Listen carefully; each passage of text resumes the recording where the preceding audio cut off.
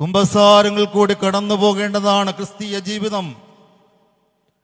ചെയ്തുപോയ അപരാധങ്ങൾക്ക് മുമ്പിൽ അനുതപിക്കുന്ന ദാവീദിനെയാണ് നമുക്ക് മനസ്സിലാക്കുവാൻ തക്കവണ്ണം സാധിക്കുന്നത്. നമുക്കറിയാം, ഇസ്രായേൽ ചരിത്രത്തിൽ ശക്തനും പരാക്രമിയും അതോടൊപ്പം തന്നെ യോദ്ധാവും വാക്ചാതുര്യമുള്ള മനുഷ്യനായിരുന്നു ഈ ദാവീദ്. വേദപുസ്തകം പറയുന്നത് 2 ശമൂവേൽ 5:10 യഹോവ കൂടെ ഉണ്ടായിരുന്നത് കൊണ്ട് മേൽക്കുമേൽ ദാവീദ് പ്രബലനായി തീർന്നു. വേദപുസ്തകം വീണ്ടും പറയുന്നു, ഔന്നത്യം പ്രാപിച്ച പുരുഷനാണ് ഈ ദാവീദ്. യാക്കോബിന്റെ ദൈവത്താൽ അഭിഷിക്തനാണ് ഈ ദാവീദ്. ഇസ്രായേലിലെ മധുരഗായകനാണ് ഈ ദാവീദ്. ഈ ദാവീദ് ഏറ്റവും സ്വഭാവ ശ്രേഷ്ഠതയുള്ള രാജാവായിട്ട് വേദപുസ്തകം പ്രത്യേകം പ്രതിപാദിക്കുന്നുണ്ട്.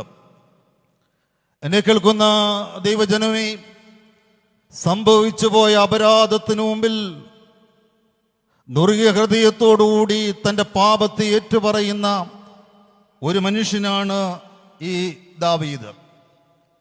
വിശുദ്ധ വേദപുസ്തകത്തിൽ ആദ്യത്തെ കുമ്പസാരം നടത്തുന്നത് ഒരു മനുഷ്യനുണ്ട്. ആരാണെന്നറിയാമോ? കായീനാണ്.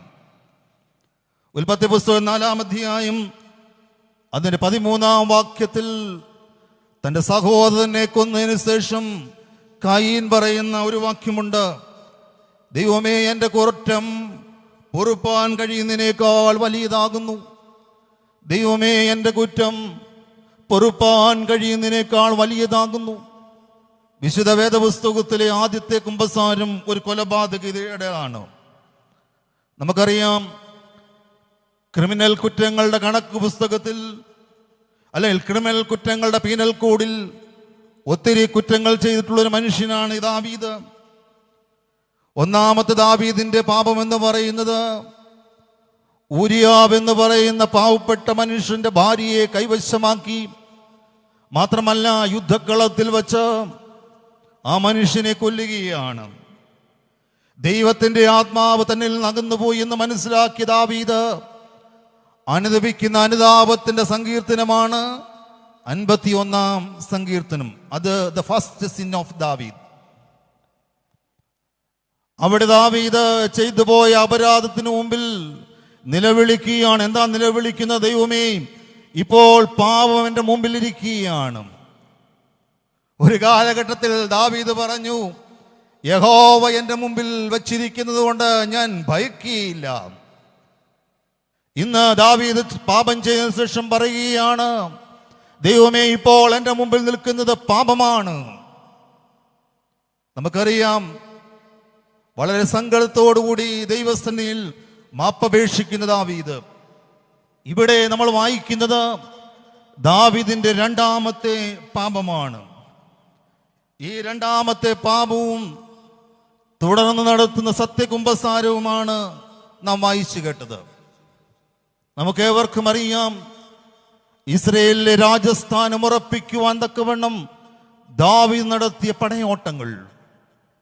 മോവാബ്യരും ഏദോമും അമ്മോന്യരും ഫിലിസ്ത്യരും അമാലൂക്യരുമൊക്കെ ദാവീദിന് മുമ്പിൽ പരാജയപ്പെട്ടു പോവുകയാണ്. വേദപുസ്തകം പറയുന്നത്, ദാവീദ് പോകുന്നിടത്തൊക്കെയും യഹോവ അവന് ജയം നൽകി. കാരണം ദാവീദിനോടൊപ്പം ആരുണ്ടായിരുന്നു? ദൈവമുണ്ടായിരുന്നു. ദൈവത്തിലെ നിന്റെ ജീവിതത്തിന്റെ വിജയത്തിന് കാരണം നിന്നോടൊപ്പം ദൈവം ഉണ്ടായത് കൊണ്ടാണ്. ഇന്ന് ജീവിതത്തിൽ പരാജയം നീ ഏറ്റുവാങ്ങുന്നുവെങ്കിൽ അതിൻ്റെ കാരണം നിന്റെ ജീവിതത്തിൽ ദൈവമില്ല എന്നുള്ളതാണ്. യഹോവ നിന്റെ ജീവിതത്തിൽ ഉണ്ടെങ്കിൽ ആത്യന്തികമാകുന്ന വിജയം സമ്പാദിക്കുവാൻ നിനക്ക് സാധിക്കും. ഒരിക്കൽ എബ്രഹാം ലിങ്കനോട് പടയാളികൾ വന്ന് പറയുന്ന ഒരു കാര്യമുണ്ട്, അല്ലയോ പ്രസിഡന്റ്, ഈ യുദ്ധത്തിൽ നമ്മൾ വിജയിക്കും, കാരണം ദൈവം നമ്മോടുകൂടിയാണ്. എബ്രഹാം ലിങ്കൻ തിരിച്ചു ചോദിക്കുന്ന ഒരു ചോദ്യമുണ്ട്, ഈ ദൈവം നമ്മോടുകൂടെയാണ്, ശരിയാണ്. Are we with God? നാം ദൈവത്തോടു കൂടെയാണോ? നീ ചിന്തിക്കുക, ഇന്ന് കാണുന്ന നിന്റെ ഭൗതിക സുഖത്തിൻ്റെയൊക്കെ അടിസ്ഥാനം ഒരു തലമുറകൾ ദൈവത്തോടു കൂടെ നടന്ന് പ്രാർത്ഥിച്ചത് കൊണ്ടാണ്. ഇന്ന് മനുഷ്യന് പ്രാർത്ഥന കുറഞ്ഞിരിക്കുന്നു. ദൈവത്തെ മാറ്റി നിർത്തുവാൻ മനുഷ്യൻ ശ്രമിക്കുകയാണ്. വർഷങ്ങൾക്ക് മുമ്പ് കാലം ചെയ്ത മാർത്തോമാ സഭയുടെ ക്രിസോസ്റ്റം തിരുമേനി പറയുകയുണ്ടായി, ആധുനിക മനുഷ്യന്റെ ജീവിതത്തിന്റെ പരാജയത്തിന് കാരണം ഇന്ന് ഹൃദയത്തിന്റെ ആൾത്താരയിൽ ദൈവത്തിന് സ്ഥാനം കൊടുക്കുന്നില്ല, മറിച്ച് അവൻ സ്ഥാനം കൊടുക്കുന്നത് ജീവിതത്തിന്റെ പുറംപോക്കിലാണ്. ശരിയല്ലേ? ഇന്ന് ദൈവത്തെ മാറ്റി നിർത്തി പലതും പണിയുവാനും പലതും നേടുവാൻ തക്കവണ്ണം നീ ശ്രമിക്കുമ്പോൾ നിന്റെ ജീവിതത്തിൽ പരാജയമാണ് കുഞ്ഞി. ഇത് നീ ഒന്ന് മനസ്സിലാക്കുവാൻ തക്കവണ്ണം സാധിക്കുന്നുണ്ടോ? ഇവിടെ ദാവീദിന്റെ ജയത്തിന് കാരണം യഹോവ അവനോട് കൂടെ ഉണ്ടായിരുന്നു എന്നുള്ളതാണ്. ഓർക്കുക, ഒരു വലിയ യുദ്ധം നടക്കുന്നു. യുദ്ധത്തിന് ശേഷം ജയാളിയായി കടന്നു വന്ന വിശ്രമിക്കുവാൻ ആഗ്രഹിച്ച പടയാളികളോട് ദാവീദ് പറയുകയാണ്, ദാൻ മുതൽ ബെർശേബ വരെയുള്ള ജനത്തെ ഒന്ന് എണ്ണണം. വേദപുസ്തകം പറയുന്നത്, ദിനവൃത്താന്ത പുസ്തകത്തിൽ പറയുന്നത്, ജനത്തെ എണ്ണുവാൻ തക്കവണ്ണം സാത്താൻ അവനെ തോന്നിപ്പിച്ചു എന്നാ പറയുന്നത്. കനേഷുമാരെ കണക്കെടുപ്പ്,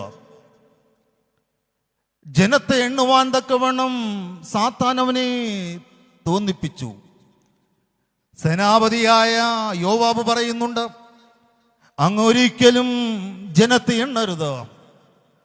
അങ്ങയുടെ കാലഘട്ടത്തിൽ ജനത്തെ 100 ഇരട്ടി വർദ്ധിപ്പിക്കുവാൻ ആർക്ക് കഴിയും? ദൈവത്തിന് കഴിയും. വേദപുസ്തകം പറയുന്നത് ദാവീദിന് അഹന്തയുണ്ടായി എന്നുള്ളതാണ്. അഹന്തയാണ് പ്രിയപ്പെട്ടവരെ എല്ലാ വീഴ്ചയ്ക്കും കാരണം. ഒരു ഭക്തനായ മനുഷ്യൻ പറയുന്നുണ്ട്, pride goes before a fall. വീഴ്ചയ്ക്ക് മുമ്പ് ഉന്നത ഭാവമാണ്. പലപ്പോഴും മനുഷ്യൻ ഇന്ന് അഹങ്കാരത്തിന്റെ ആഡംബരത്തിന്റെ ലോകത്ത് ജീവിക്കുകയാണ്. അഹങ്കരിക്കുന്ന മനുഷ്യ, നിന്നെ താഴ്ത്തിക്കളയുന്ന ഒരു ദൈവം ഇന്നും ജീവിക്കുന്നുണ്ട്. താഴ്മയുടെയും വിനയത്തിന്റെയും ഭാവമേറ്റുകൊണ്ട് ജീവിച്ചെങ്കിൽ മാത്രമേ നിനക്ക് അനുഗ്രഹങ്ങൾ ഉണ്ടാകുകയുള്ളൂ. യേശു ക്രിസ്തുവിന്റെ മുന്നോടിയായി കടന്നു വന്ന യോഹന്നാൻ, യേശു ക്രിസ്തു ഉദിച്ചുയർന്നപ്പോൾ അവൻ പിൻവാങ്ങുകയാണ്. അതാണ് യോഹന്നാന്റെ വിനയത്തിന്റെ ഭാവം എന്ന് പറയുന്നത്. ഇന്ന് നാമൊക്കെ അല്പം പണമായി കഴിഞ്ഞാൽ പള്ളി വേണ്ട, പട്ടക്കാരൻ വേണ്ട, ഏത് അഹങ്കാരത്തിനും പ്രസക്തി കൊടുത്തുകൊണ്ട് ജീവിക്കുന്ന പ്രവണതകൾ ഇന്നേറി വരികയാണ് പ്രിയപ്പെട്ടവരെ. പോകട്ടെ, ഇവിടെ പിശാചവനെ തോന്നിപ്പിച്ചു എന്നാ പറയുന്നത്. പലപ്പോഴും നമ്മുടെ ജീവിതത്തിൽ ഈ പിശാച് പലതും തോന്നിപ്പിക്കാറുണ്ട്. വേദപുസ്തകം അതുകൊണ്ടാണ് പറയുന്നത്, പിശാച് അലറുന്ന സിംഹം പോലെ ആരെ വിഴുങ്ങേണ്ടു എന്ന് പറഞ്ഞുകൊണ്ട് കടന്നു വരികയാണ്. പിശാച് എന്ന് പറയുന്ന വാക്കിന്റെ അർത്ഥം എന്താ? പിശാച് എന്ന് പറഞ്ഞാൽ പിശിതം തിന്നുന്നവൻ എന്നാണ്. പിശിതം എന്ന് പറഞ്ഞാൽ മാംസം എന്നാണ്. അതുകൊണ്ടാ പറഞ്ഞത്, അലറുന്ന സിംഹം പോലെ ആരെ വിഴുങ്ങേണ്ടു എന്ന് പറഞ്ഞുകൊണ്ട് പിശാചിന്റെ ജീവിതത്തിലെ കടന്നു വരും പ്രിയപ്പെട്ടവരെ. ആയതുകൊണ്ട് പിശാചിന്റെ തന്ത്രങ്ങളോട് എതിർത്ത് നിൽക്കുവാൻ തക്കവണ്ണം നിനക്ക് സാധിക്കണം. എന്നെ കേൾക്കുന്ന ദൈവജനമേ, ഇവിടെ ജനത്തെ എണ്ണിക്കഴിഞ്ഞപ്പോൾ ദൈവത്തിന്റെ കോപം കടന്നു വരികയാണ്. ദൈവഹിതത്തിനെതിരായി പ്രവർത്തിച്ച ദാവീദിന് ഇതാ ദൈവകോപം, ആ ജനസമൂഹത്തിന് ദൈവകോപം കടന്നു വരികയാണ്. പിഴവുകൾ വീണ ഈ ദാവീദ് ഒർണാൻ എന്ന് പറയുന്ന ഒരു മനുഷ്യന്റെ മെതിക്കളത്തിൽ, അവിടെ യാഗപീഠത്തിന് മുമ്പിൽ ഹൃദയം തകർന്ന് ഏറ്റുപറഞ്ഞ പ്രാർത്ഥനയാണ് ഇന്ന് രാത്രികാലം നാം ശ്രവിച്ചത്. എന്താ ദാവീദ് പ്രാർത്ഥിക്കുന്നത്? ഞാൻ ഈ ചെയ്തത് മഹാപാപം തന്നെ, എന്നാൽ യഹോവേ അടിയനോട് ക്ഷമിക്കണമേ. അടിയൻ കുറ്റം ചെയ്തു പോയി, വലിയ ഭോഷത്വം ചെയ്തു പോയി എന്ന് പറഞ്ഞുകൊണ്ട് ഒർണാൻ എന്ന് പറയുന്ന യെബൂസായന്റെ കളത്തറയിൽ നിലവിളിക്കുന്ന ദാവീദ്. പ്രിയപ്പെട്ടവരെയും, ഈ ദാവീദിന്റെ ജീവിതത്തിൽ നിന്ന് നമ്മുടെ ക്രിസ്തീയ ജീവിതം നയിക്കുന്ന ഓരോരുത്തർക്കും രൂപാന്തരത്തിനും പുതുക്കത്തിനും ആവശ്യമായ ചില ചിന്തകളാണ് ഇന്ന് രാത്രികാലം നിങ്ങളുമായി പങ്കുവെക്കുവാൻ ആഗ്രഹിക്കുന്നത്. ദാവീദിന്റെ ജീവിതത്തിൽ നിന്ന് ക്രിസ്തീയ ജീവിതം നയിക്കുന്ന നമുക്കൊരോരുത്തർക്കും പുതുക്കത്തിനും നവീകരണത്തിനുമായി ക്രമീകരിക്കേണ്ട ചില ചിന്താഗതികൾ. ഒന്ന്, ഹി റിയലൈസ്ഡ് ഹിസ് മിസ്റ്റേക്ക്. തീരുമാനങ്ങളിൽ പിഴവ് വന്നുപോയി എന്നുള്ള തിരിച്ചറിവ്. ഒരു ആത്മബോധമുണ്ടാകുകയാണ്, എൻ്റെ തീരുമാനങ്ങളിൽ പിഴവ് വന്നുപോയി. Conscious of his mistake, conviction of his sin. അവൻ്റെ പാപത്തെക്കുറിച്ച്, അവൻ്റെ തെറ്റിനെ കുറിച്ച് ഒരു ബോധ്യമുണ്ടാകുകയാണ്. നമുക്കറിയാം, ഒത്തിരി ശാഠ്യങ്ങളുള്ള ഒരു മനുഷ്യനാണ് ഈ ദാവീദ്. എന്നാൽ പ്രവാചക ശബ്ദത്തിന് മുമ്പിൽ തെറ്റുകളെ അംഗീകരിക്കുന്ന ഒരു മനുഷ്യനുമായിരുന്നു ദാവീദ്. വേദപുസ്തകത്തിൽ നിങ്ങൾക്കറിയാം, ദാവീദിന്റെ തെറ്റുകൾ ബോധ്യപ്പെടുത്തിയ 2 പ്രവാചകന്മാരുണ്ട്. ഒന്നേതാ? നാഥാനാണ്. മറ്റൊന്ന്, ഇവിടെ ദാവീദിന്റെ തെറ്റ് ബോധ്യപ്പെടുത്തുന്നത് ഗാദ് പ്രവാചകനാണ്. ആരാണ് ഈ പ്രവാചകൻ? അനീതിയുടെ വിധികർത്താവാണ് ഒരു പ്രവാചകൻ. ദൈവത്തിന്റെ ആവനാഴിയിലെ ഒടുവിലത്തെ അസ്ത്രമാണ് പ്രവാചകൻ. തെറ്റുകൾക്ക് നേരെ വിരൽ ചൂണ്ടിക്കൊണ്ട് ഏത് മനുഷ്യനായാലും രാജാവായാലും പ്രജയായാലും നീ ചെയ്ത് തെറ്റ് എന്ന് ഉറക്കെ പ്രഖ്യാപിക്കുന്നവനാണ് ആര്? പ്രവാചകൻ. എന്ന് പറഞ്ഞാൽ യഹോവയ്ക്ക് വേണ്ടി നിൽക്കുന്നവനാണ് പ്രവാചകൻ. ഇവിടെ നമുക്കറിയാം, ജനത്തെ എണ്ണരുതെന്നുള്ള ദൈവിക ആലോചന നിരസിച്ചുകൊണ്ട് യോവാബ് എന്ന് പറയുന്ന സേനാധിപതിയായ മനുഷ്യന്റെ വാണിംഗും മുന്നറിയിപ്പും അവഗണിച്ചുകൊണ്ട് ഈ മനുഷ്യൻ ജനത്തെ എണ്ണുകയാണ്. ജീവിതത്തിൽ പലപ്പോഴും ചില വാണിംഗുകളൊക്കെ തരും, ചില മുന്നറിയിപ്പുകൾ. വിശുദ്ധ വേദപുസ്തകം മുന്നറിയിപ്പിന്റെ പുസ്തകമാണ്. അതുകൊണ്ടാണല്ലോ പറയുന്നത്, ലോത്തിന്റെ ഭാര്യയെ ഓർത്തുകൊള്ളുവീൻ, ലോത്തിന്റെ ഭാര്യയെ ഓർത്തുകൊള്ളുവീൻ. ഉസിയാവിന്റെ നീളം അവന്റെ ജീവിതത്തിന്റെ പരാജയത്തിന്റെ കാരണമായി മുന്നറിയിപ്പ് നൽകിയെങ്കിലും അവൻ അവഗണിച്ചു പോകുകയാണ്. ആയതുകൊണ്ട് വിശുദ്ധ വേദപുസ്തകം മുന്നറിയിപ്പിന്റെ പുസ്തകമാണ്. ദൈവജനമേ, ഒരിക്കലും മുന്നറിയിപ്പുകളെ അവഗണിക്കരുത്. ഇവിടെ ദൈവം നൽകിയ, പ്രവാചകൻ നൽകിയ മുന്നറിയിപ്പുകളെ അവഗണിച്ചു കൊണ്ടുപോയ ദാവീദ് ഹൃദയത്തിൽ കുത്തുകൊണ്ടു എന്നാ പറയുന്നത്. എന്താ പറയുന്നത്? അവന് മനസ്സാക്ഷി കുത്തുണ്ടായി. പ്രിയപ്പെട്ടവരെ, നമ്മുടെ ജീവിതത്തിലും ഒരു മനസ്സാക്ഷി കുത്തുണ്ടാകണം, ഒരു സ്വയ അവബോധമുണ്ടാകണം. ഒരു വർഷത്തിന്റെ ആദ്യ മാസത്തിന്റെ 18-ാം ദിനമാണിന്ന്.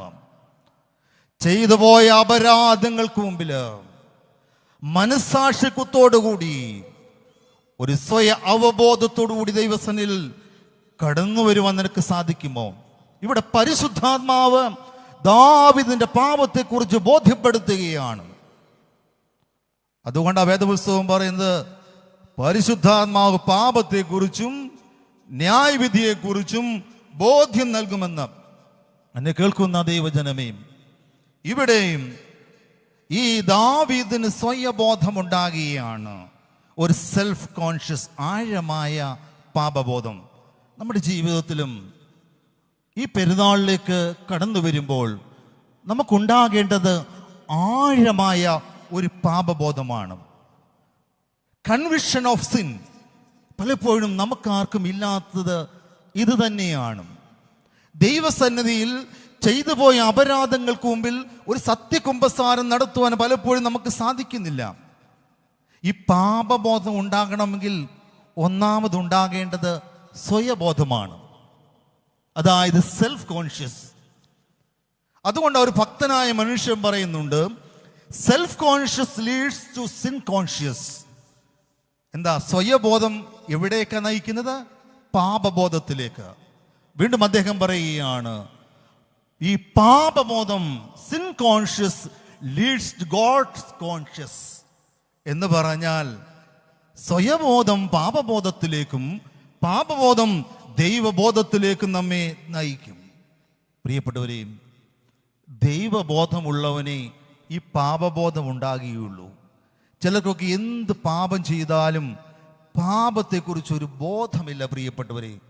അതുകൊണ്ടാണല്ലോ ഇന്ന് പാപത്തിന്റെ കൂമ്പാരത്തിൽ ഇക്കിളിപ്പെടുത്ത സന്തോഷങ്ങൾക്ക് പ്രസക്തി കൊടുത്തുകൊണ്ട് ആധുനിക മനുഷ്യൻ ജീവിക്കുകയാണ്.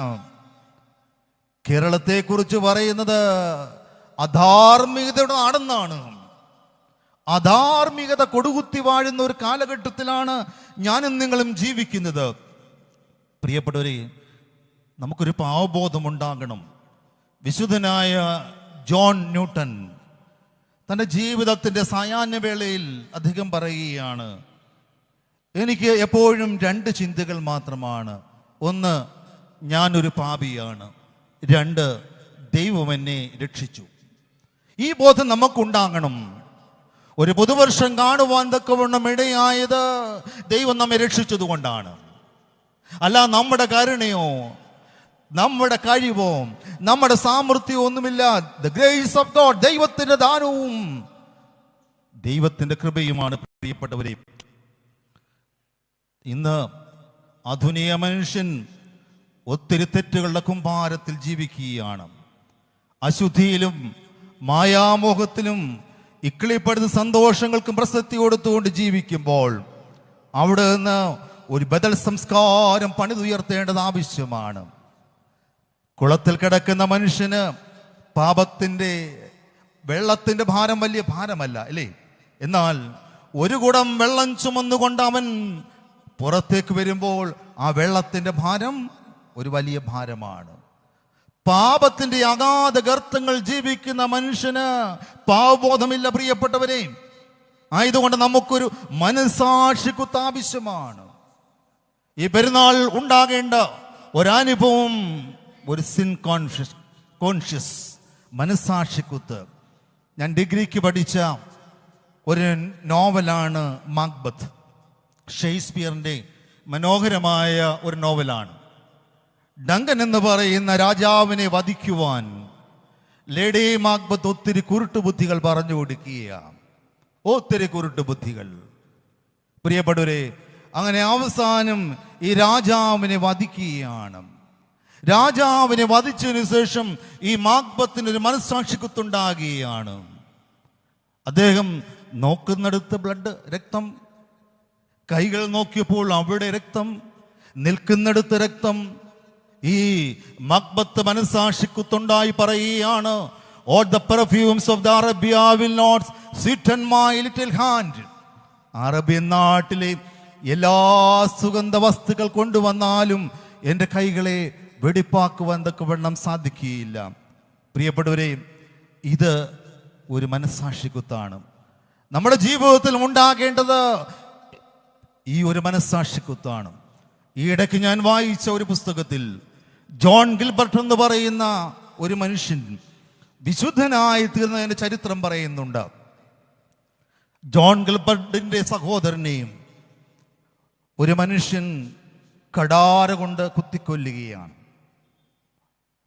ഇതറിഞ്ഞ ജോൺ ഗിൽബർട്ട് സംസ്കാര ശുശ്രൂഷയ്ക്ക് ശേഷം തൻ്റെ ആരയിൽ ഒരു കടാരയുമായിട്ട് തൻ്റെ സഹോദരനെ കുത്തിക്കൊന്നവനെ വധിക്കുവാൻ തക്കവണ്ണം കടന്നു പോകുകയാണ്. നീണ്ട 12 വർഷം തൻ്റെ സഹോദരനെ കൊന്നവന് വേണ്ടിയുള്ള പരക്കം പാച്ചിലാണ്. ഒരു ദുഃഖ വെള്ളിയാഴ്ച ആരാധന കഴിഞ്ഞ് ഭവനത്തിലേക്ക് മടങ്ങിപ്പോകുന്ന സാഹചര്യത്തിൽ ഇതാ തൻ്റെ മുമ്പിലേക്ക് തൻ്റെ സഹോദരനെ കൊന്ന മനുഷ്യൻ കടന്നു വരികയാണ്. ജോൺ ഗിൽബർട്ട് എന്ത് ചെയ്യുന്നറിയാമോ? ഈ മനുഷ്യന്റെ അടുക്കിലേക്ക് ആക്രോശിച്ചുകൊണ്ട് ഓടിച്ചെല്ലുകയാണ്. ഓടിച്ചെന്നിട്ട് തൻ്റെ കടാര എടുത്തുകൊണ്ട് ഈ മനുഷ്യനെ കുത്തുവാൻ ശ്രമിക്കുന്നു. അപ്പോൾ ഈ മനുഷ്യൻ എന്ത് ചെയ്യുന്നറിയാമോ? അവൻ ജോൺ ഗിൽബർട്ടിന്റെ മുമ്പാകെ മുട്ടുകൾ മടക്കി കൈകൾ കുരിശാകൃതിയിൽ പിടിച്ചുകൊണ്ട് ഈ ജോൺ ഗിൽബർട്ടിനോട് പറയുകയാണ്, അല്ലയോ ജോൺ ഗിൽബർട്ട്, ഞാൻ ചെയ്ത അപരാധത്തിന് വേണ്ടി നീണ്ട 12 വർഷം ദൈവത്തോട് ഞാൻ മാപ്പപേക്ഷിച്ചു. ദൈവം എന്നോട് ക്ഷമിച്ചു എന്ന് പറഞ്ഞു. നീ എന്നെ കൊല്ലുന്നതിന് മുമ്പ് നീ എന്നോട് ക്ഷമിച്ചു എന്ന് പറയണം. പ്രിയപ്പെട്ടവരെ, ജോൺ ഗിൽബർട്ടിന്റെ കയ്യിൽ നിന്ന് കടാര താഴെ വീണുപോയി. എന്നിട്ട് ഈ ജോൺ ഗിൽബർട്ട് ഈ മനുഷ്യനെ കെട്ടിപ്പിടിക്കുകയാണ്, ആലിംഗനം ചെയ്യുകയാണ്. അങ്ങനെയാണ് ഈ ജോൺ ഗിൽബർട്ട് കടന്ന് ഒരു വിശുദ്ധ പദവിയിലേക്ക് ആയിത്തീർന്നത്. എന്നെ കേൾക്കുന്ന ദൈവജനമേ, ഇവിടെ ദാവീദിന്റെ ജീവിതത്തിൽ ദാവീദിന് ചെയ്തു പോയ അപരാധത്തിന് മുമ്പിൽ പശ്ചാത്താപമുണ്ടാക്കി, തീരുമാനം ശരിയല്ല എന്ന ബോധ്യമുണ്ടാകുകയാണ്. പ്രിയപ്പെട്ടവരെ, പലപ്പോഴും നമ്മുടെ ജീവിതത്തിലും തീരുമാനങ്ങളിൽ പിഴവ് വന്നു പോയിട്ടില്ലേ? പലപ്പോഴും ദൈവത്തെ കൂടാതെ, ദൈവത്തോട് ആലോചന ചോദിക്കാതെ പല തീരുമാനങ്ങളും ഞാനും നിങ്ങളും എടുത്തിട്ടില്ലേ? അതല്ലേ പല കുടുംബജീവിതത്തിൻ്റെയും പരാജയം. ചില വ്യക്തിപരമാകുന്ന ജീവിതത്തിൽ ഉണ്ടാകുന്ന നാശത്തിന്റെ കാരണം ദൈവത്തോട് ആലോചന ചോദിക്കാതെ എടുത്തിട്ടുള്ള ചില തീരുമാനങ്ങളല്ലേ? നീ എടുത്തിട്ടുള്ള പല തീരുമാനങ്ങളിലും പിഴവ് വന്നുപോയി എന്ന് തിരിച്ചറിഞ്ഞുകൊണ്ട് ദൈവത്തെങ്കിലേക്ക് മടങ്ങി വരുവാൻ തക്കവണ്ണം സാധിക്കുമോ? എനിക്കൊരു ബുള്ളറ്റ് ഉണ്ടായിരുന്നു. ഞാൻ 2 ദിവസത്തിന് മുമ്പ് എനിക്ക് ഓടിക്കുവാൻ പറ്റാത്തത് കൊണ്ട് ഞാൻ ഫേസ്ബുക്കിൽ അതിൻ്റെ പോസ്റ്റ് ഇട്ടു കഴിഞ്ഞ സമയത്ത് സൗദി അറേബ്യയിൽ നിന്ന് ഒരു ചെറുപ്പക്കാരൻ എന്നെ വിളിച്ചിട്ട് പറഞ്ഞു, അച്ഛാ എനിക്ക് ബുള്ളറ്റ് വേണം. നല്ലൊരു ചെറുപ്പക്കാരനാണ്. ഞാൻ ചോദിച്ചു, എവിടെയാ ജോലി ചെയ്യുന്നപ്പോൾ? സൗദി അറേബ്യയിലാണ്. അവൻ പറഞ്ഞു നല്ല ജോലിയാണ്. ഭാര്യ അവിടെ ഉണ്ടോ എന്ന് ചോദിച്ചപ്പോൾ ഇവൻ പൊട്ടിക്കരയുകയാണ്. ഇവൻ വലിയ ഉച്ചത്തിൽ പൊട്ടിക്കരയുകയാണ്. എനിക്ക് ഭാര്യയുണ്ടച്ച, ഇപ്പോൾ ഭാര്യ എന്നോടൊപ്പമില്ല. 3 വയസ്സുള്ള ഒരു കുഞ്ഞുമായിട്ട് അവൾ വേറെ ഒരുത്തൻ്റെ കൂടെ കടന്നുപോയി. അവൻ എന്നോട് പറഞ്ഞു, എന്നേക്കാൾ വലിയ സമ്പത്തുള്ള ഒരു ഭവനത്തിൽ പോയി കല്യാണം കഴിക്കുവാൻ ശ്രമിച്ചതുകൊണ്ടാണ് ഈ പരാജയം. എൻ്റെ മാതാപിതാക്കന്മാർ എന്നോട് പറഞ്ഞു, ആ ബന്ധം വേണ്ട മകനെ എന്ന്. ഞാൻ സൗന്ദര്യം കണ്ടുകൊണ്ടും സമ്പത്ത് കണ്ടുകൊണ്ടും അവളെ വിവാഹം കഴിച്ചു. 1 മാസം കഴിഞ്ഞപ്പോഴാണ് എനിക്ക് മനസ്സിലായത് ഞാൻ എടുത്ത തീരുമാനം തെറ്റായിപ്പോയി എന്നത്. അവൾ രാത്രിയിൽ കാമുകനുമായി സല്ലപിക്കുകയാണ്. ജീവിതത്തിൽ അമ്പേ പരാജയമാണ്. ഞാൻ പറഞ്ഞു, മോനെ, നിനക്ക് ദൈവം വേറൊരു വഴി തുറന്നു തരും. അവൻ പറയുകയാണ്, അച്ഛാ ഞാൻ എടുത്ത തീരുമാനങ്ങൾ തെറ്റിപ്പോയി. പ്രിയപ്പെട്ടവരെ, പലപ്പോഴും ചില തീരുമാനങ്ങൾ എടുത്ത് തെറ്റിപ്പോയി എന്ന് ചിന്തിക്കുന്നവരുണ്ടെങ്കിൽ അതിൻ്റെ കാരണം ദൈവത്തോട് ആലോചന ചോദിക്കാതെ നീ എടുത്തിട്ടുള്ള ചില തീരുമാനങ്ങളാണ്. ചരിത്രത്തിലേക്ക് നമ്മൾ നോക്കുമ്പോൾ അറിയാം, തീരുമാനങ്ങൾ പിഴവ് വന്നുപോയി എന്ന് തിരിച്ചറിഞ്ഞ ചില മനുഷ്യരുണ്ട്. വോൾട്ടയർ തത്വചിന്തകനാണ്, ഒരു ഫിലോസഫറാണ്. ദൈവത്തെ അറിയാത്ത ദിവസങ്ങൾ, വർഷങ്ങൾ ഈ വോൾട്ടയർ മരണക്കിടക്കയിൽ കിടക്കുകയാണ്. തൻ്റെ സ്നേഹിതനോട് പറഞ്ഞു, സ്നേഹിത, എനിക്കൊരു സുവിശേഷകനെ കാണണം.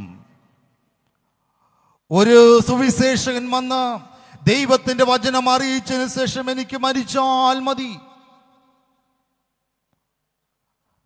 ഒരു സുവിശേഷകൻ വന്ന് ദൈവത്തിന്റെ വചനം അറിയിച്ചതിന് ശേഷം എനിക്ക് മരിച്ചാൽ മതി. സുവിശേഷകന് വേണ്ടി പരക്കം പായുകയാണ്. ഒരിടത്ത് നിന്ന് പോലും ഒരു സുവിശേഷകനെ ലഭിക്കുന്നില്ല. മരണക്കിടക്കയിൽ കിടന്നുകൊണ്ട് വോൾട്ടയർ പറയുകയാണ്, oh I am sinking deep in the fire of hell. അല്ലയോ ദൈവമേ, ഞാൻ നരകത്തിന്റെ തീയിൽ വീണുകൊണ്ടിരിക്കുന്നു. ആർക്കെന്നെ രക്ഷിക്കുവാൻ സാധിക്കും? ഒരു തത്വചിന്തകനായ മനുഷ്യന്റെ ജീവിതത്തിന്റെ പരാജയം. അവൻ പറയുകയാണ്, ചെയ്തു പോയത് തെറ്റായിപ്പോയി. ഡാർവിൻ, കുഞ്ഞുങ്ങൾക്കറിയാം, പരിണാമ സിദ്ധാന്തത്തിന്റെ ഉപജ്ഞാതാവാണ്. ജീവിതത്തിന്റെ അവസാന വേളയിൽ പറയുന്നു, എനിക്ക് നഷ്ടപ്പെട്ടത്, ഐ ഹാവ് ലോസ്റ്റ് 30 years. എനിക്ക് നഷ്ടപ്പെട്ടത് നീണ്ട 30 വർഷങ്ങളാണ്. എന്നെ കേൾക്കുന്ന ദൈവജനമേ, ഇന്ന് രാത്രിയിൽ ഇവിടെ ആയിരിക്കുന്നവർ ഒരുപക്ഷെ ചിന്തിക്കുന്നുണ്ടായിരിക്കാം, ആത്മബോധമുണ്ടായി പറയുന്നുണ്ടായിരിക്കാം, ദൈവമേ, ഞാൻ എടുത്ത പല തീരുമാനങ്ങളും തെറ്റിപ്പോയി.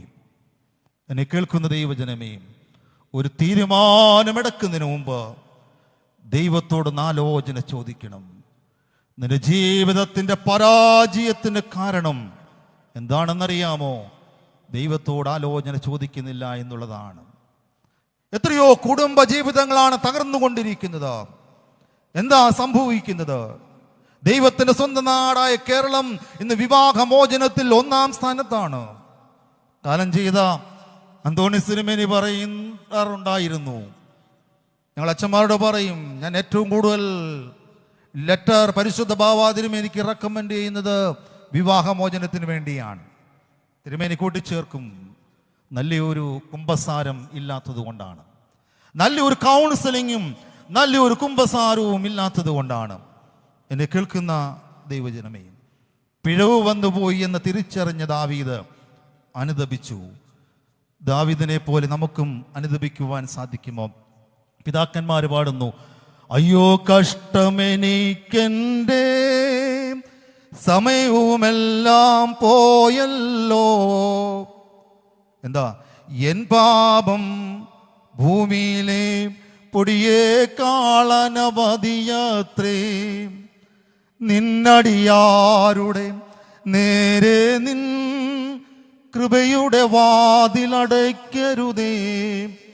ഞങ്ങൾ പാപികളാണെന്ന് ഏറ്റുപറഞ്ഞിടുന്നയ്യോ. തീരുമാനങ്ങൾ പിഴവ് വന്നു പോയിട്ടുണ്ടെങ്കിൽ ഒരു സത്യകമ്പസാരം നടത്തി ദൈവസന്നിധിയിലേക്ക് മടങ്ങി വരാം. ഒന്നാമത്, he realized his mistake. തീരുമാനങ്ങളിൽ പിഴവ് വന്നുപോയി എന്ന് തിരിച്ചറിഞ്ഞ ദാവീദ്. രണ്ടാമത്, he prayed for the mercy of God. ദൈവത്തിന്റെ ശിക്ഷാവിധിക്ക് മുമ്പിൽ ദൈവ കരുണയ്ക്കായി നിലവിളിക്കുന്ന ദാവീദ്. അനർഹരായ മനുഷ്യർക്ക് ദൈവം നൽകുന്ന ആനുകൂല്യമാണ് ദൈവത്തിന്റെ കൃപ. തെറ്റ് ചെയ്തുവെന്ന് തിരിച്ചറിവുണ്ടായ ദാവീദിനെ തേടി അടുത്ത പ്രഭാതത്തിൽ ആരെത്തുകയാണ്? ഗാദ് പ്രവാചകനെത്തുകയാണ്. തേടിയെത്തുന്ന ദൈവസ്നേഹം, പിന്നാലെ ചെല്ലുന്ന ദൈവസ്നേഹം. ഗാദ് പ്രവാചകൻ വന്നിട്ട് തെറ്റ് ചെയ്ത ദാവീദിനോട് പറയുകയാണ്, ഞാൻ 3 കാര്യം നിന്റെ മുമ്പാകെ വെക്കുകയാണ്. ദൈവത്തിന്റെ ആലോചന പ്രകാരം 3 കാര്യം നിന്റെ മുമ്പാകെ വെക്കുന്നു. 1 തിരഞ്ഞെടുക്കുക. മനുഷ്യന് മുമ്പിൽ ദൈവത്തിന്റെ ശിക്ഷാവിധിയുടെ തെരഞ്ഞെടുപ്പ്. മനുഷ്യന് മുമ്പിൽ ദൈവത്തിന്റെ ശിക്ഷാവിധിയുടെ തെരഞ്ഞെടുപ്പ് എന്തൊക്കെയാണ്? ചോയ്സ് കൊടുക്കുക. 1, ദേശത്ത് 7 വർഷം ക്ഷാമം. രണ്ടാമത്, 3 മാസം ശത്രുക്കളിൽ നിന്നുള്ള ആക്രമണം. മൂന്നാമത്, ദേശത്ത് 3 ദിവസത്തെ മഹാമാരി. ഗോഡ്സ് ചോയ്സ് ആണ്, ദൈവത്തിന്റെ തെരഞ്ഞെടുപ്പ്. അപ്പോൾ ദാവീദ് പറയുകയാണ്, യഹോവയുടെ തന്റെ കയ്യിൽ തന്നെ വീഴുക, അല്ലാതെ യാതൊരു രക്ഷയുമില്ല. ചെയ്തു പോയ അപരാധത്തിന് മുമ്പിൽ ദൈവത്തിന്റെ കയ്യിൽ തന്നെ വീണെങ്കിൽ മാത്രമേ സാധിക്കുകയുള്ളൂ. മനുഷ്യൻ പാപം ചെയ്യുമ്പോൾ ദൈവത്തിന്റെ ജഡ്ജ്മെന്റ് ഉണ്ട്, ദൈവത്തിന്റെ ന്യായവിധിയുണ്ട്, ദൈവത്തിന്റെ വിധിയുണ്ട്. നമുക്കറിയാം, പഴയ നിയമത്തിൽ മനുഷ്യൻ പാപം ചെയ്തപ്പോൾ എന്തൊക്കെയാ കൊടുക്കുന്നത്? ക്ഷാമം കൊടുക്കുന്നു, ബാധകൾ കൊടുക്കുന്നു, പ്രളയം കൊടുക്കുന്നു, പീഡകൾ കൊടുക്കുന്നു. ഓർക്കുക പ്രിയപ്പെട്ടവരെ, ഞാനും നിങ്ങളും ദൈവത്തിൽ അകന്നു പോകുമ്പോൾ ദൈവം ശിക്ഷാവിധി നൽകാറുണ്ട്. നോഹയുടെ കാലഘട്ടത്തെ കുറിച്ച് പറയുന്നത് എന്താ? മനുഷ്യന്റെ പാപം എവിടെ വരെ എത്തി? സ്വർഗത്തോളം എത്തി. ഇന്ന് സ്വർഗത്തിനപ്പുറത്ത് മനുഷ്യന്റെ പാപം എത്തി. പ്രിയപ്പെട്ടവരെ, മനുഷ്യന്റെ പാപം സ്വർഗത്തോളം എത്തുമ്പോൾ ദൈവം ശിക്ഷാവിധി നൽകും. ദൈവത്തിന് ശിക്ഷാവിധി ഉണ്ടാകും. വേദപുസ്തകം പറയുന്നത്, ദൈവജനത്തിന്റെ പാപത്താൽ ദേശം നശിച്ചു പോകുമെന്നാ പറയുന്നത്. ശരിയാണ്. ഇന്ന് വരുന്ന ഈ പ്രതിസന്ധികൾക്കൊക്കെ കാരണം എന്താ? പ്രിയപ്പെട്ടവരെ, ദൈവജനം വഴിവിട്ടു പോവുകയാണ്. ദൈവജനം ദൈവത്തെ മറന്നുകൊണ്ട് ജീവിക്കുകയാണ്. ഇന്ന് പല തലമുറകളും നാശത്തിന്റെ അനുഭവത്തിലേക്ക് പോവുകയാണ്. ഇവിടെ ഒരു മനുഷ്യന്റെ അപരാധം ദേശത്തിന് നാശം ഉണ്ടാകുവാൻ പോവുകയാണ്. ചിന്തിച്ചു നോക്കിയാട്ട്, ഒരു മനുഷ്യൻ പാപം ചെയ്തപ്പോൾ ദേശത്തിന് നാശം ഉണ്ടാകുവാൻ പോവുകയാണ്. ഈ ഇടയ്ക്ക് ഒത്തിരി വസ്തുവകകളുള്ള ഒരു ചെറുപ്പക്കാരൻ എന്നോട് പറഞ്ഞ ഒരു കാര്യമുണ്ട്. കാരണം അവൻ്റെ ജീവിതത്തിൽ അങ്ങ് പ്രതിസന്ധികളുടെ തിരമാലകളാണ്. ഈ മനുഷ്യൻ വന്ന് എന്നോട് പറയുകയാണ്, കുമ്പസാരിച്ചുകൊണ്ട് എന്നോട് പറയുകയാണ്, അച്ഛനറിയാം എൻ്റെ വീട്ടിൽ തിരമാലകൾ പോലെ പ്രതിസന്ധികൾ കടന്നു വരുന്നു. ഇതിൻ്റെ കാരണം ഞാൻ ചെയ്ത തെറ്റൊന്നുമല്ല അച്ഛാ. എൻ്റെ പൂർവിക തലമുറകൾ ഒത്തിരി തെറ്റുകൾ ചെയ്തിട്ടുണ്ട്. അച്ഛൻ കാണുന്നല്ലോ ഈ സമ്പത്തൊക്കെ, ഇത് മറ്റുള്ളവരെ പിടിച്ചു പറിച്ചു ഉണ്ടാക്കിയതാണ് അച്ഛാ. ഇതുകൊണ്ട് എനിക്ക് എന്ത് സമാധാനം ലഭിക്കും? ഈ സമ്പത്ത് കൊണ്ട് എനിക്ക് എന്നാ പ്രയോജനം അച്ഛാ? ഒരു ചെറുപ്പക്കാരൻ വിലപിക്കുകയാണ്. മാതാപിതാക്കന്മാർ തെറ്റ് ചെയ്യുമ്പോൾ മൂന്നാമത്തെയും നാലാമത്തെയും തലമുറ, 7 തലമുറ വരെ സന്ദർശിക്കുന്ന ഒരു ദൈവം ഇന്നും ജീവിക്കുന്നുണ്ട്. പ്രിയപ്പെട്ടവരെ, ഇതും തിരിച്ചറിയണം. ഇവിടെ ഇരിക്കുന്ന മാതാപിതാക്കന്മാർ അപരാധം ചെയ്യുമ്പോൾ നഷ്ടപ്പെട്ടു പോകുന്നത് വരാനുള്ള തലമുറയാണ്. നമ്മളൊക്കെ ഇങ്ങനെ സുഖിച്ചങ്ങ് പോകും. പാവപ്പെട്ട വരാനുള്ള തലമുറകൾ ഇത് അനുഭവിക്കും. പ്രിയപ്പെട്ടവരെ, ആയതുകൊണ്ട് ദൈവകരുണയ്ക്കായിട്ട് നമുക്ക് നിലവിളിക്കാം. ദാവീദ് നിലവിളിച്ചു. ദൈവത്തിന്റെ ശിക്ഷാവിധിക്ക് മുമ്പിൽ ദാവീദ് നിലവിളിക്കുകയാണ്. വിശുദ്ധ വേദപുസ്തകത്തിൽ ആരൊക്കെ നിലവിളിച്ചിട്ടുണ്ടോ, ആരൊക്കെ ശക്തമായി പ്രാർത്ഥിച്ചിട്ടുണ്ടോ, അവർക്ക് വിടുതൽ ലഭിച്ചിട്ടുണ്ട്, അനുഗ്രഹം ലഭിച്ചിട്ടുണ്ട്. ഇന്ന് നിലവിളിയൊന്നും ആർക്കുമില്ല. സന്ധ്യയിൽ വിളക്ക് കണ്ട ഈയാമ്പാറ്റ പോലെ സീരിയൽ പരമ്പരയിലേക്ക് നമ്മൾ പോകുമ്പോൾ എവിടെയാണ് നിഷ്ഠയുള്ള പ്രാർത്ഥന? ഇതല്ലേ നമ്മുടെ ജീവിതത്തിൻ്റെ അപജയത്തിന് കാരണം? പ്രിയപ്പെട്ടവരെ, ജീവിതത്തിന്റെ പ്രതിസന്ധികളുടെ നാൾ കവളിൽ നിൽക്കുമ്പോൾ, മുട്ടിടിക്കുമ്പോൾ മുട്ടിന്മേൽ നിന്ന് പ്രാർത്ഥിക്കണമെന്ന് പിതാക്കന്മാർ പറയുന്നത്. മുട്ടിടിക്കുമ്പോൾ എങ്ങനെ പ്രാർത്ഥിക്കണം? മുട്ടിന്മേൽ നിന്ന് പ്രാർത്ഥിക്കണം. പ്രിയപ്പെട്ടവരെയും, ഇന്ന് എന്ത് തെറ്റ് ചെയ്താലും നമുക്കൊരു പശ്ചാത്താപമില്ല. പ്രിയപ്പെട്ടവരെ, ഇവിടെ ദാവീദ് നിലവിളിക്കുകയാണ്. ദൈവത്തിന്റെ ശിക്ഷാവിധിയുടെ കരം നീട്ടപ്പെട്ടു. പ്രിയപ്പെട്ടവരെ, ഓർക്ക് ദാൻ മുതൽ ബേർശേബ വരെ മഹാമാരിയാൽ ജനം നശിക്കുവാൻ തക്കവണ്ണം പോകുകയാണ്. ദൈവത്തിന്റെ ശിക്ഷാവിധിയുടെ കരം നീട്ടപ്പെട്ടു. യെരുശലേമിന് നേരെ ദൈവത്തിന്റെ ശിക്ഷാവിധിയുടെ കരം നീട്ടപ്പെട്ടപ്പോൾ യഹോവ പറഞ്ഞു, ദൈവത്തിന്റെ ദൂതനോട് പറഞ്ഞു, നിർത്തുക. ദൈവത്തിന്റെ ദൂതനോട് പറയുക, നിർത്തുക, ഈ ശിക്ഷാവിധി മതിയാക്കുക. പ്രിയപ്പെട്ടവരെ, ദൈവത്തിന്റെ ന്യായവിധിയുടെ കരം നീട്ടപ്പെട്ടിട്ടുണ്ട്. ഇന്ന് നിന്റെ മേൽ ദൈവത്തിന്റെ ന്യായവിധിയുടെ കരം നീട്ടപ്പെടാതിരിക്കുന്നത് ആരൊക്കെയോ ചെയ്ത പുണ്യപ്രവൃത്തികൾ കൊണ്ടാണ്. പ്രിയപ്പെട്ടവരെ, ആയതുകൊണ്ട് ദൈവത്തിന്റെ അന്തിമ ശിക്ഷാവിധിയുടെ കരം നീട്ടപ്പെടുന്നതിന് മുമ്പ് നമുക്ക് ദൈവകരുണയ്ക്കായിട്ട് നിലവിളിക്കാം. ദൈവമേ, എന്നോട് കരുണ തോന്നണമേ എന്ന് നിലവിളിക്കണം. യേശുക്രിസ്തുവിന്റെ സന്നിധിയിൽ കിടന്നു വന്ന ബെർത്തൽമായി എന്ന് പറയുന്ന കൂടെ നിലവിളിച്ചു. പ്രിയപ്പെട്ടവരെ, നമുക്കറിയാം, ക്രിസ്തുവിന്റെ സന്നിധിയിൽ ആരൊക്കെ കടന്നു വന്നിട്ടുണ്ടോ അവർ നിലവിളിച്ചുണ്ട്. നിന്റെ പ്രതിസന്ധികൾക്ക് കാരണം നിലവിളിയില്ലാത്തത് കൊണ്ടാണ്, കരയാത്തത് കൊണ്ടാണ്. പ്രിയപ്പെട്ടവരെ, ഇന്ന് കരയുന്ന മാതാപിതാക്കന്മാർ എത്ര പേരുണ്ട്? കരയും. എല്ലാം നഷ്ടപ്പെട്ടു പോകുമ്പോൾ, കുഞ്ഞുങ്ങൾ നഷ്ടപ്പെടുമ്പോൾ കരയും. എന്നാൽ ദേവാലയത്തിൽ അജമോ മാടോ ചെങ്ങാലിയോ ഒന്നും ദൈവത്തിന് വേണ്ട. ആരാധനയിൽ ഒരു തുള്ളി കണ്ണുനീർ സമർപ്പിക്കുവാൻ നിനക്ക് സാധിക്കുന്നുണ്ടോ?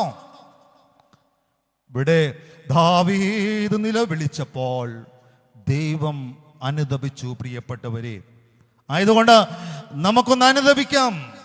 പാട്ടുകാരൻ പാടുന്നത്, കാലം ആസന്നമായി പ്രിയരെ ഒരുങ്ങാം വിശുദ്ധിയോട്. ദൈവത്തിന്റെ ശിക്ഷാവിധികാരം നിന്റെ മേൽ നീട്ടപ്പെടുന്നതിന് മുമ്പ് നിനക്കൊന്ന് അനുദപിക്കുവാൻ തക്കവണ്ണം സാധിക്കുമോ? പ്രിയപ്പെട്ടവരെ, ഇതാ ദൈവത്തിന്റെ ദൂതൻ പ്രത്യക്ഷപ്പെട്ടത് ഒരു പാവപ്പെട്ട കർഷകന്റെ മെതിക്കളത്തിന്റെ സ്ഥലത്ത് വെച്ചാണ്. അവിടെ വെച്ചാണ് ദൈവം അനുദപിച്ചത്. ഈ മനുഷ്യൻ ചെയ്ത പാപത്തിന് വേണ്ടി ദൈവം അനുദപിക്കുകയാണ്. ആരുടെ കളപ്പുരയിലാണ്? ഒർന്നാൻ എന്ന് പറയുന്ന ആരവനയുടെ മതിക്കളത്തിലാണ് ദൈവത്തിന്റെ ദൂതൻ പ്രത്യക്ഷപ്പെടുന്നത്. അവിടെ വച്ചാണ് ദൈവം പ്രത്യക്ഷപ്പെട്ട് പറയുന്നു, എന്താണ്? നീ ഇനി ശിക്ഷാവിധി ചെയ്യണ്ട. ദൈവം പറയുകയാണ്. നാം ഓർക്കുക, ദൈവത്തിന്റെ ചില ശിക്ഷാവിധിയിൽ നിന്ന് എന്നെ മാറ്റി നിർത്തിയത് എൻ്റെ പുണ്യമല്ല, ചില പാവപ്പെട്ടവരുടെ കണ്ണുനീരാണ്, ചില പൂർവീയ തലമുറകളുടെ പ്രാർത്ഥനയാണ്. പ്രിയപ്പെട്ടവരെ, ആയതുകൊണ്ട് നാം ആയിരിക്കും ദൈവത്തിന്റെ കരുണയാണെന്നുള്ള ബോധ്യം നിന്നതല്ല, ദൈവം നിന്നെ നിർത്തിയതാണ്. ഈ ബോധ്യമുണ്ടാകട്ടെ. He pray for the mercy of God. അവൻ ദൈവത്തിന്റെ കരുണയ്ക്കായിട്ട് നിലവിളിക്കുകയാണ്. നീ കേൾക്കുന്ന ദൈവജനമേ, നമ്മുടെ ജീവിതത്തിന്റെ പ്രതിസന്ധികൾ നാൽക്കവലകളിൽ നാം നിൽക്കുമ്പോൾ നമുക്ക് ദൈവത്തോട് നിലവിളിക്കാം. അപ്പാ, എന്നോട് കരുണ തോന്നണമേ എന്ന് ശക്തമായി പ്രാർത്ഥിക്കുവാൻ തക്കവണ്ണം നമുക്ക് ഇടയാകണം. നമുക്കറിയാമല്ലോ, കൂടുതൽ വാചാലമായി പ്രാർത്ഥിച്ചിട്ടൊന്നും കാര്യമില്ല. ഒറ്റ സെന്റൻസ് മതി, യേശുവേ ദാവീദ് പുത്ര എന്നോട് കരുണ തോന്നണമേ. അങ്ങനെ പ്രാർത്ഥിക്കുവാൻ നിനക്ക് സാധിക്കുന്നുണ്ടോ? യേശുവേ ദാവീദ് പുത്ര എന്നോട് കരുണ തോന്നണമേ. ഈ നിലവിളിക്ക് മുമ്പിൽ ദൈവം നിൽക്കും. നിന്റെ ശിക്ഷാവിധി മാറ്റപ്പെടുമെന്നുള്ളതിൽ യാതൊരു സംശയമില്ല. രണ്ടാമത്, he pray for the mercy of God. ദൈവത്തിന്റെ കരുണയ്ക്കായി നിലവിളിക്കുന്ന ദാവീദ്. മൂന്നാമത്, ഒർന്നാൻ ദാവീദിന്റെ കണ്ണ് തുറപ്പിച്ച കർഷകനാണ്. ഒർന്നാൻ അല്ലെങ്കിൽ അരവന എന്ന് പറയുന്ന വാക്കിന്റെ അർത്ഥം യഹോവ ഉറപ്പുള്ളവനാണ്. പാവപ്പെട്ടവനായ ഒരു കർഷകൻ, ആ കർഷകന്റെ മെതിക്കളത്തിന് മുമ്പാകെയാണ് ദൈവത്തിന്റെ ദൂതൻ പ്രത്യക്ഷപ്പെടുന്നത്. അപ്പോഴാണ് ദാവീദ് പ്രാർത്ഥിക്കുന്നത്, ദൈവമേ, ഞാനല്ലോ പാപം ചെയ്തത്. 2 ശമൂവേൽ 24:17 ഞാനല്ലോ കുറ്റം ചെയ്തത്.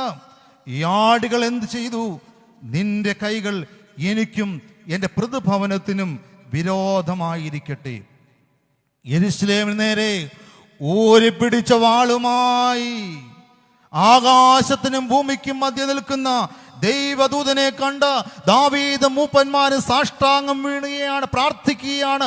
ഹൃദയം പൊട്ടുന്ന പ്രാർത്ഥന. എന്താ പറയുന്നത്? ഞാനല്ലോ ദൈവമേ പാപം ചെയ്തത്. എന്താ ഇവിടെ ഗാദ് പ്രവാചകൻ പറയുന്നുണ്ട്, പാപപരിഹാരത്തിനായി മെതിക്കളത്തിൽ യാഗപീഠം പണിത് ദൈവത്തെ ആരാധിക്കുക. ഈ മെതിക്കളത്തിന് വേണ്ടി വിലയ്ക്ക് വാങ്ങുവാൻ പോകുന്ന ദാവീദ്, അപ്പോൾ ഈ പാവപ്പെട്ടവനായ കർഷകൻ പറയുന്ന വാക്കുകൾ നാം ഒന്ന് ശ്രദ്ധിക്കണം. എന്താ പറയുന്നത്? ഈ പാവപ്പെട്ടവനായ കർഷകൻ അവൻ പറയുകയാണ്, ദൈവത്തിന് യാഗപീഠം പണിയുവാൻ വസ്തുവകകൾ വേണമെന്ന് ആവശ്യപ്പെട്ടപ്പോൾ ഈ പാവപ്പെട്ട കർഷകൻ പറയുന്ന വാക്കുകൾ നാം ഒന്ന് ശ്രദ്ധിക്കണമേ. 1, എൻ്റെ മെതിക്കളം യാഗപീഠത്തിനായി നീ സൗജന്യമായി എടുത്തുകൊള്ളുക. 2, ഹോമയാഗത്തിനായി എൻ്റെ കാളകളെയും നീ എടുത്തുകൊള്ളുക. 3, വിറകിന് എൻ്റെ മെതിവണ്ടികളും കാളക്കോപ്പുകളും നീ എടുത്തുകൊള്ളുക. 4, ഭോജനയാഗത്തിന് എൻ്റെ കോതമ്പ് എടുത്തുകൊള്ളുക. ഒരു പാവപ്പെട്ട കർഷകന്റെ ആത്മയാഗമാണ് പ്രിയപ്പെട്ടവരെ. തനിക്കുള്ളതെല്ലാം തന്ന ദൈവത്തിന് സമർപ്പിക്കുന്ന ഈ മനുഷ്യൻ ഒർന്നാൻ, തനിക്കുള്ളതെല്ലാം തന്റെ ദൈവത്തിന് വേണ്ടി സമർപ്പിക്കുവാൻ തയ്യാറാകുന്ന ഒർന്നാൻ, ഇത് നമുക്കൊരു മാതൃകയാണ്. ലഭിച്ചത് ദൈവത്തിന് നന്ദി നിറഞ്ഞ ഹൃദയത്തോട് കൊടുക്കുന്ന ഒരു മനുഷ്യൻ. നമ്മൾ ദൈവത്തിൽ നിന്ന് ഒത്തിരി കാര്യങ്ങൾ കയ്യിൽ മലർത്തി ചോദിച്ചു വാങ്ങിയിട്ടുണ്ട്. ഇന്ന് കൈ കമിഴ്ത്തി കൊടുക്കുവാൻ എല്ലാവർക്കും പ്രയാസമാണ്. ഒത്തിരി കാര്യങ്ങൾ നീ ദൈവത്തിൽ നിന്ന് കൈമലർത്തി ചോദിച്ചു വാങ്ങിച്ചിട്ടുണ്ടല്ലോ. എത്രയോ അനുഗ്രഹങ്ങൾ, എത്രയോ നന്മകൾ, എത്രയോ ഭൗതിക സമ്പത്തുകൾ. ഇന്ന് ദൈവത്തിന് വേണ്ടി കൈ കമഴ്ത്തി കൊടുക്കുവാൻ നിനക്ക് സാധിക്കുന്നുണ്ടോ? ഇത് ജീവിതത്തിൽ ആവശ്യമാണ് പ്രിയപ്പെട്ടവരെ. പലപ്പോഴും ഞാനും നിങ്ങളും ഇന്ന് സുഖത്തിന്റെ സമൃദ്ധിയിൽ ജീവിക്കുന്നുണ്ട്. മറ്റുള്ളവന്റെ കണ്ണുനീര് കാണുവാൻ നമുക്ക് സാധിക്കുന്നില്ല. അവരിൽ കൂടി പരനെ കണ്ടെത്തുവാൻ, ദൈവത്തെ കണ്ടെത്തുവാൻ എനിക്ക് സാധിക്കുന്നില്ല. പ്രിയപ്പെട്ടവരെ, നാം ഒന്ന് ചിന്തിക്കണം. ദൈവത്തിങ്കിലേക്കും സഹോദരനിലേക്കുള്ള ദൂരം ഒന്ന് തന്നെയാ പ്രിയപ്പെട്ടവരെ. എന്നും ദൈവത്തിൻ്റെ സന്നിധിയിലേക്ക് പോയിട്ട് നിന്റെ സഹോദരൻ പട്ടിണി കിടക്കുമ്പോൾ അവനെ കാണാതെ പള്ളിയിൽ പോയിട്ട് എന്താ പ്രയോജനം? നിന്റെ അടുത്ത വീട്ടിൽ ഒരു മനുഷ്യൻ ഒരു നേരത്തെ ഭക്ഷണത്തിന് വകയില്ലാതെ കഴിഞ്ഞുകൂടുമ്പോൾ നീ സുഭിക്ഷമായി കഴിച്ചിട്ട് പള്ളിയിൽ പോയിട്ട് എന്താ കാരണം? എന്താ കാര്യം? ഒരു കാര്യമില്ല പ്രിയപ്പെട്ടവരെ. ആയതുകൊണ്ട് സന്തോഷത്തോടെ പങ്കിടുവാൻ തക്കവണ്ണം നമുക്കിടയാകണം. ഇന്ന് പലപ്പോഴും സ്വാർത്ഥതയുടെ മതിലുകൾ പണിതുകൊണ്ട് ജീവിക്കുകയാണ്. ഈയിടയ്ക്ക് കേരളം സന്ദർശിച്ച ഒരു അന്യ സംസ്ഥാന ചീഫ് ജസ്റ്റിസ് കേരളത്തെക്കുറിച്ചൊരു കമന്റ് എഴുതി. ഇത്രയേറെ മതിലുകളുള്ള ഒരു സംസ്ഥാനം ഇന്ത്യ മഹാരാജ്യത്തിൽ ഞാൻ കണ്ടിട്ടില്ല. ശരിയല്ലേ? മതിലുകൾ ഒരു കാലഘട്ടത്തിൽ തകർന്നു പോയി. എന്നാ പ്രളയത്തിന്റെ കാലഘട്ടത്തില്ലേ, അന്ന് 2-3 മാസം എന്തൊരു സ്നേഹമായിരുന്നില്ലേ? അതുകൊണ്ട് സച്ചിദാനന്ദൻ ഒരു കവിതയിൽ എഴുതുന്നുണ്ട്, ഞാൻ തകർത്ത മതിലുകൾ നിങ്ങൾ ഇനിയും പണിയരുതേ. 3 മാസം കഴിഞ്ഞപ്പോൾ വീണ്ടും മതിലുകൾ പണിതതിനകത്താണ് നമ്മൾ ജീവിക്കുന്നത്. നമ്മുടെ മതിലുകളൊക്കെ പൂജപ്പുരയുടെ മതിലുകളേക്കാൾ വലിയ മതിലുകളാണ്. അങ്ങനെ സ്വാർത്ഥതയുടെ ലോകത്ത് നമ്മൾ ജീവിക്കുകയാണ്. ഞാൻ എൻ്റേത് എന്നുള്ള ഒരു സിദ്ധാന്തത്തിൽ ജീവിക്കുന്നു. കുഞ്ഞുണ്ണി മാഷ് പാടുന്നുണ്ട്, എനിക്കുണ്ടൊരു ലോകം, നിനക്കുണ്ടൊരു ലോകം, നമുക്കില്ലൊരു ലോകം.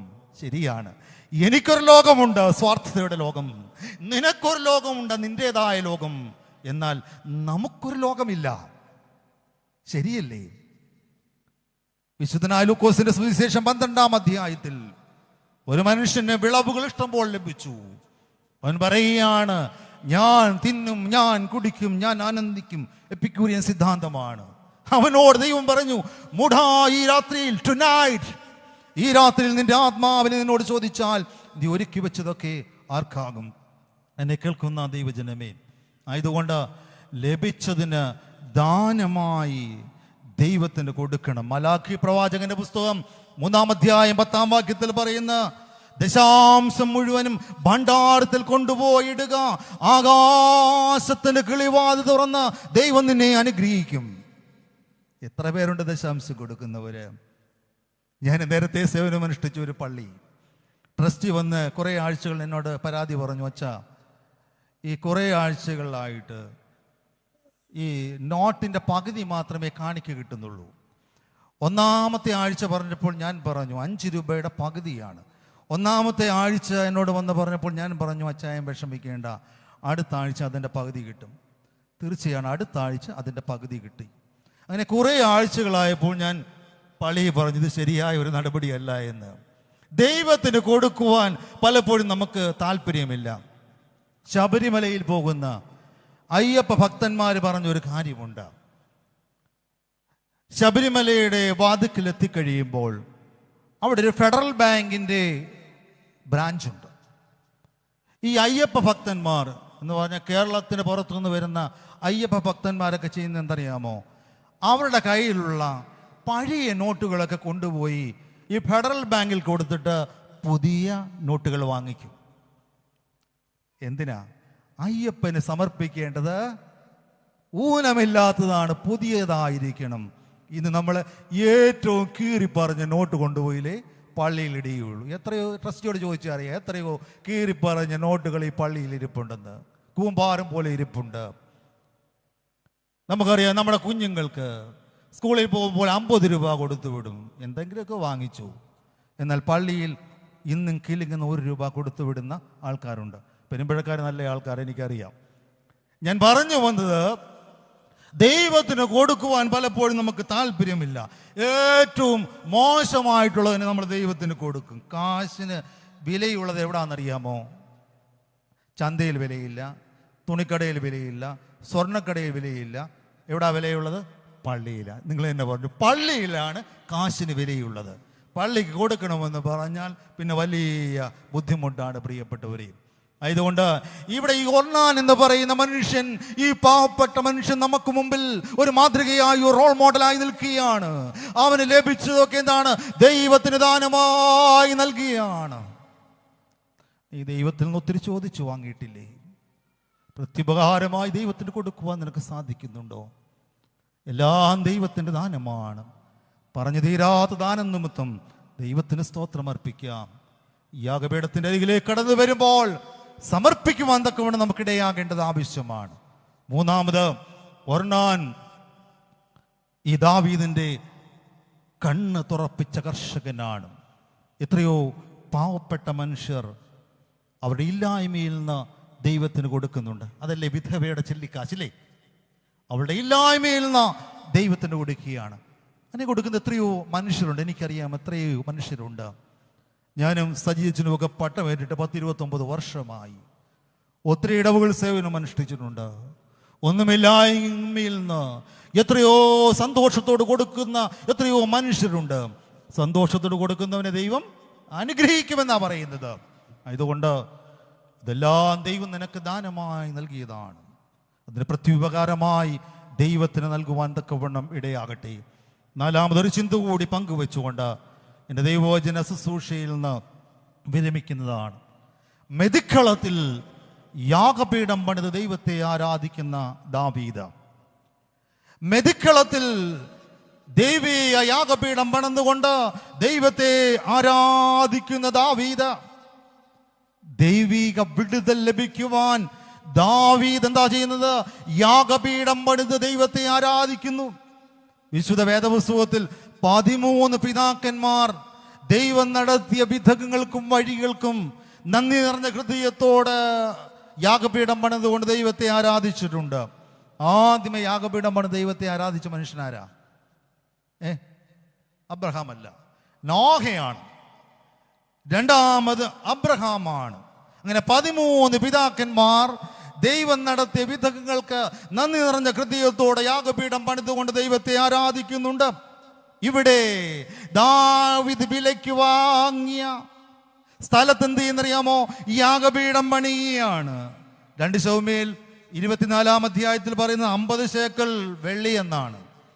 1 ദിനവൃത്താന്തം 21 അധ്യായത്തിൽ പറയുന്നത് 600 ശേക്കൽ പൊന്നെന്നാ പറയുന്നത്. എന്തുവായിക്കോട്ടെ, വിലയ്ക്ക് വാങ്ങിയ സ്ഥലത്ത് ദൈവാലയം പണിയാണ്, യാഗപീഠം പണിയാണ്.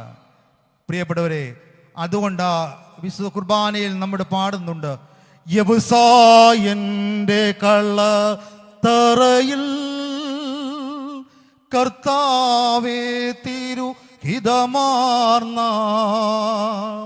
ക്ഷിതിപാലക നിബി ദാവീദിൻ പരിഭാവനമാം ബലി പോലെ. ഒരിക്കൽ കൂടി കേൾക്കുക.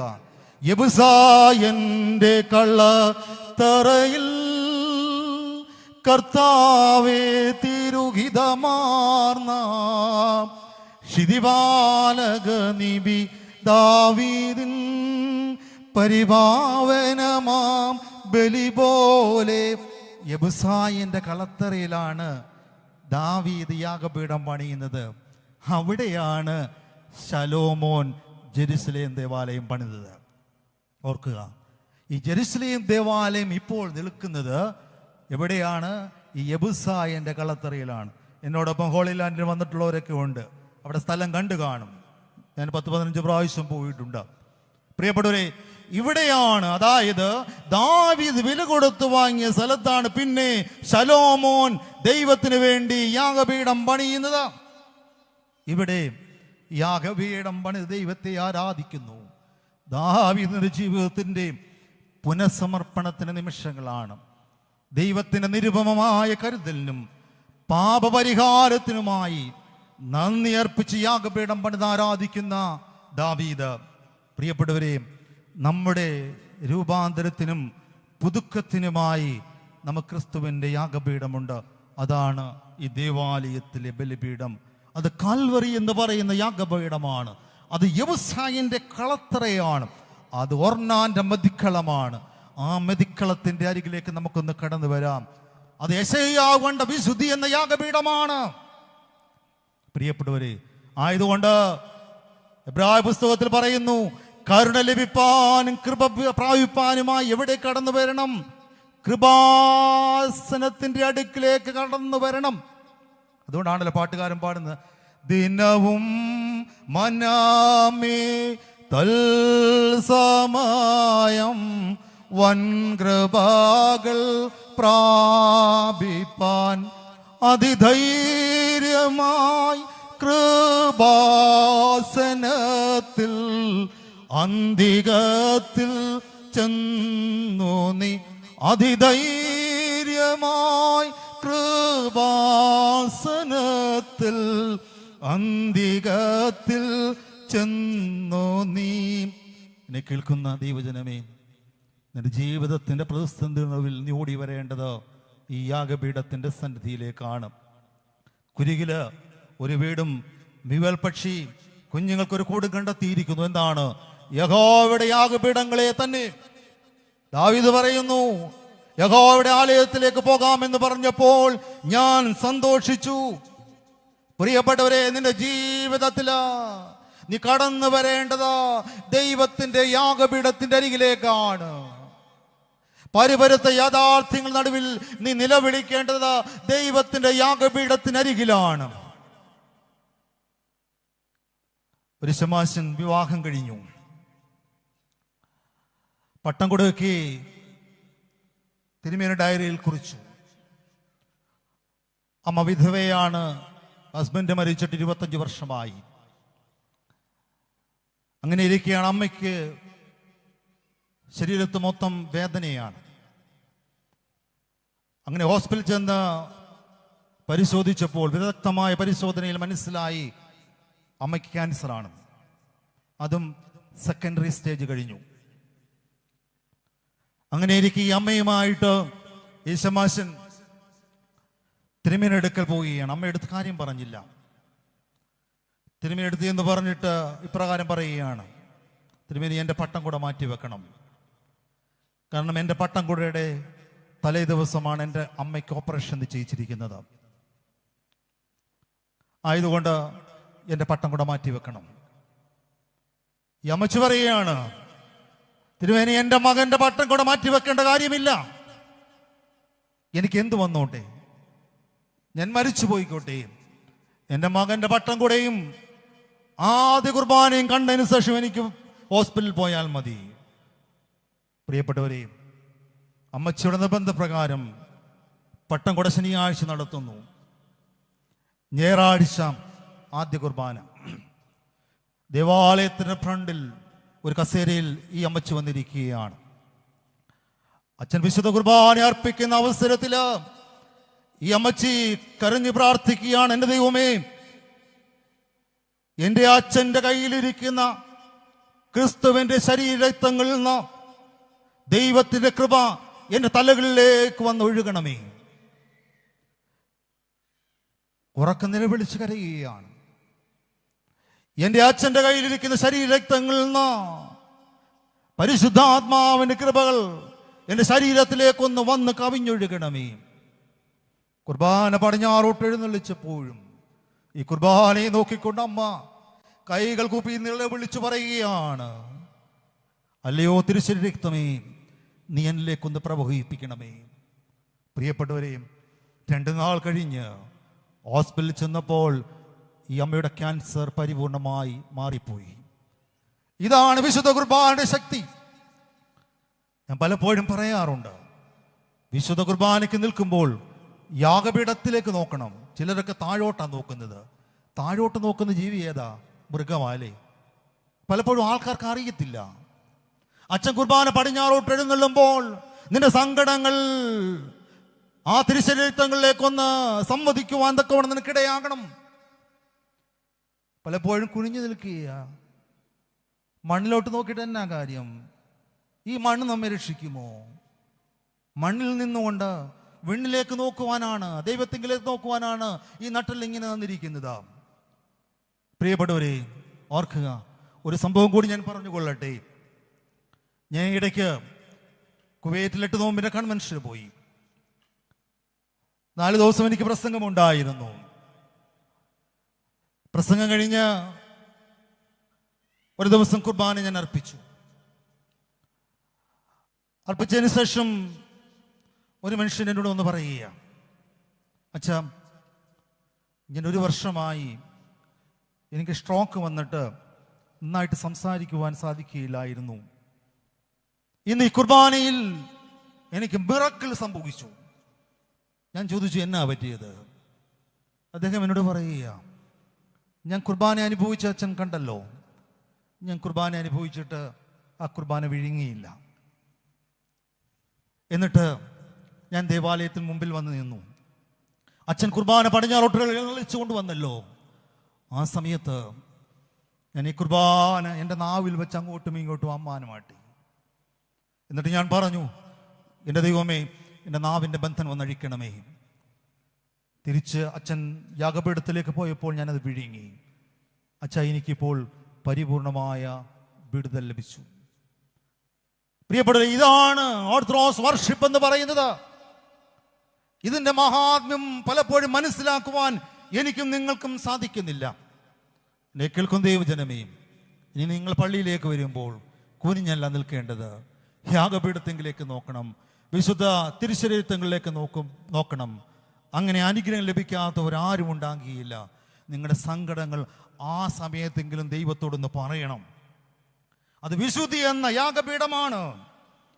ഇവിടെ നമുക്കറിയാം, ദാവീദ് യാഗപീഠത്തിന് മുമ്പിൽ കരയാണ്. പ്രിയപ്പെട്ടവരെ, എന്താ? അവൻ കൃപയൊഴുക്കുന്ന, കരുണ പ്രവഹിക്കുന്ന യാഗപീഠത്തിൽ തന്നെ സമർപ്പിക്കുകയാണ്.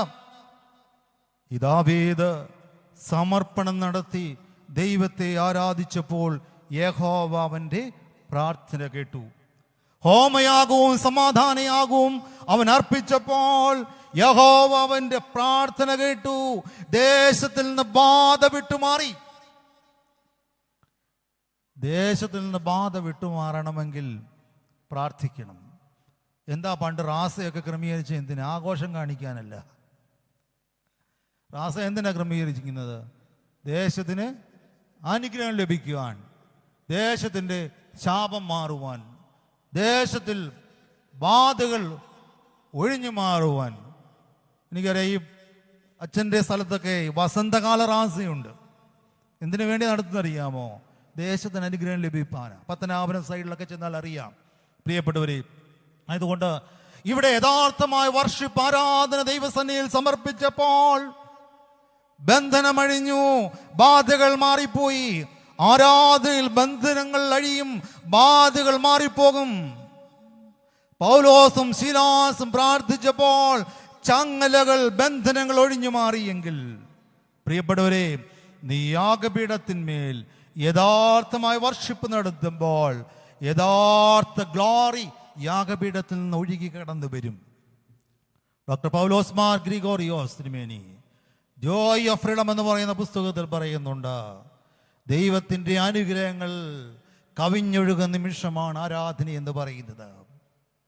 ദൈവത്തിൻ്റെ അനുഗ്രഹങ്ങൾ കവിഞ്ഞൊഴുകുന്ന നിമിഷമാണ് ആരാധന എന്ന് പറയുന്നത്. കഴിഞ്ഞ ആഴ്ചത്തെ എവൻഗേലിയോനിൽ നഥാനിയേലിനോട് തമ്പുരാൻ പറഞ്ഞു, എന്താ? സ്വർഗം തുറന്നിരിക്കുന്നതും ദൈവദൂതന്മാർ കയറി ഇറങ്ങുകയും ചെയ്യുന്നത് നീ കാണും. പ്രിയപ്പെട്ടവരെ, ഇതാ ആരാധന. ഓരോ ഞായറാഴ്ച ആരാധനയിലും ദൈവദൂതന്മാർ കയറിയും ഇറങ്ങുകയും ചെയ്യുന്നത് കാണണം. പ്രിയപ്പെട്ടവരെ, ആരാധന എന്താ അർത്ഥം? ആരാധന അർപ്പിക്കലാണ്. ദൈവത്തെ പൂഴ്ത്തപ്പെടുന്ന നിമിഷങ്ങളാണ് ആരാധന എന്ന് പറയുന്നത്. ഇവിടെ യാഗത്തിന്മേൽ ദൈവത്തിൻ്റെ കൃപ വന്നു ഇറങ്ങുകയും ബാധ വിട്ടുമാറുകയും ചെയ്യുകയാണ്. എന്നെ കേൾക്കുന്ന ദൈവജനമേ, നമ്മുടെ പുനർസമർപ്പണത്തിൻ്റെ നിമിഷങ്ങളാണ്. ദൈവസന്നിധിയിൽ നമ്മെ തന്നെ സമർപ്പിക്കാം. യാഗപീഠത്തിൻ്റെ അരികിൽ നമ്മെ തന്നെ സമർപ്പിക്കാം. ഉത്തരം കിട്ടുന്ന സ്ഥലമാണ് യാഗപീഠം. ദൈവാലയത്തിലേക്ക് 2 കാര്യങ്ങൾക്ക് വേണ്ടിയായിരിക്കണം നീ പോകേണ്ടത്. 1, ദൈവീയ അരുളപ്പാടുകൾ സ്വീകരിക്കാനും. 2, ജീവിതം തിരുത്തലുകൾക്ക് വിധേയമാക്കുവാനും. ദൈവീക അരുളപ്പാടുകൾ സ്വീകരിക്കുവാനും ജീവിതം തിരുത്തലുകൾക്ക് വിധേയമാക്കുവാനും ദേവാലയത്തിലേക്ക് നമുക്ക് കടന്നു വരാം. ഈ പെരുന്നാൾ അനുഗ്രഹത്തിനായി തീരട്ടെ. പ്രിയപ്പെട്ടവരെ, ഒരു ഭക്തിയുടെ നിറകുടമായ ഒരു പുണ്യവാന്റെ പെരുന്നാളാണ് നമ്മളൊക്കെ ആഘോഷിക്കുവാൻ പോകുന്നത്. ഈ ആഘോഷത്തെക്കാൾ ഉപരിയായി ദൈവാലയത്തിൽ കടന്നു വന്ന് ദൈവത്തോട് പ്രാർത്ഥിക്കാം. ഉള്ളം കലങ്ങി ഒന്ന് പ്രാർത്ഥിക്കാം, മനം തകർന്നൊന്ന് പ്രാർത്ഥിക്കാം, ഹൃദയം തുറന്നൊന്ന് പ്രാർത്ഥിക്കാം. നിന്റെ സങ്കടങ്ങൾ, നിന്റെ ആകുലതകൾ, നിന്റെ പരിപുരത്ത ജീവിത യാഥാർത്ഥ്യങ്ങൾ ഈ യാഗപീഠത്തിൻ്റെ സന്നിധിയിൽ സമർപ്പിച്ചുകൊണ്ട് സമാധാനത്തോലെ മടങ്ങിപ്പോകുവാൻ തക്കവണ്ണം ഇടയാകട്ടെ എന്ന് ആത്മാർത്ഥമായി പ്രാർത്ഥിക്കുന്നു. ദൈവം നിങ്ങളെ അനുഗ്രഹിക്കട്ടെ. 4 ചിന്തകളാണ് നിങ്ങളുമായി ഈ രാത്രിയിൽ ഞാൻ പങ്കുവച്ചത്. ദാവീദിൻ്റെ ജീവിതത്തിൽ നിന്ന് പഠിക്കുവാനുള്ള 4 ചിന്തകൾ. 1, ഹി റിയലൈസ് ഹിസ് മിസ്റ്റേക്ക്. എന്താണ്? തീരുമാനങ്ങളിൽ പിഴവ് വന്നുപോയി എന്ന തിരിച്ചറിവ്. 2, he pray for the mercy of God. ദൈവകരുണയ്ക്കായി യാചിക്കുന്ന ദാവീദ്. 3, ഒർണാൻ, പാവപ്പെട്ട കർഷകൻ. 4, മെതിക്കളത്തിൽ യാഗപീഠം പണിതുകൊണ്ട് ദൈവത്തെ ആരാധിക്കുന്ന ദാവീദ്. നമ്മെ ദൈവം അനുഗ്രഹിക്കട്ടെ. ഈ പെരുന്നാൾ അനുഗ്രഹത്തിനായി തീരട്ടെ. ഇവിടേക്ക് ഒരിക്കൽ കൂടി കടന്നു വരുവാനും ദൈവവചനം നിങ്ങളോട് പങ്കുവെക്കുവാൻ സ്വർഗത്തിലെ ദൈവം ഒരുക്കിയ നല്ല അവസരത്തിനായി സ്തുതിക്കുന്നു, സ്തോത്രം ചെയ്യുന്നു. അതിനായിട്ട് അവസരം നൽകിയ വികാരി അച്ഛനോട് നന്ദി അർപ്പിക്കുന്നു.